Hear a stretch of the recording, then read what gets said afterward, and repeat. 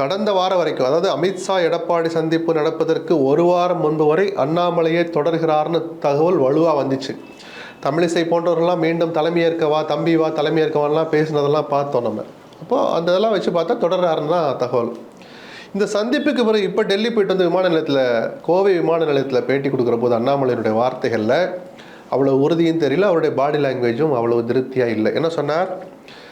என் கொள்கைகளை நான் உறுதியாக இருக்கிறேன். கூட்டணி என்னங்கிறது அதிமுக பிஜேபி கூட்டணிகள்லாம் அமித்ஷா தான் முடிவெடுப்பார். நான் அதில் சொல்கிறதுக்கு ஒன்றும் இல்லை. ஒரு தொண்டனாக இருந்து செயல்படவும் நான் தயார்னு சொல்லிட்டு வந்துட்டேங்கிறார். அப்போ அங்கே 2 விஷயம் நடந்திருக்கும். ஒன்று, உங்களை தலைவர் பேர்லேருந்து மாற்ற போகிறோங்கிற தகவலை சொல்லியிருப்பாங்க.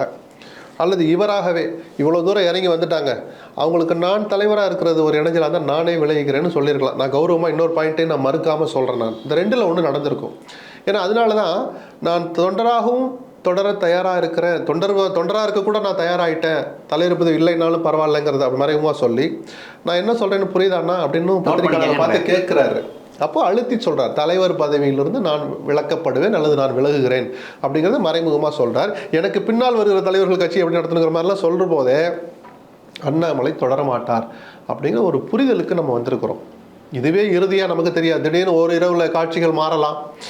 அப்போ அவர் மாறுறாருன்னா வேறு யார் அப்படிங்கிற கேள்வி இங்கே வந்துட்டு இருக்கு. நயினாரா, தமிழிசையா அப்படின்னு. இது உட்கட்சி விவகாரம்.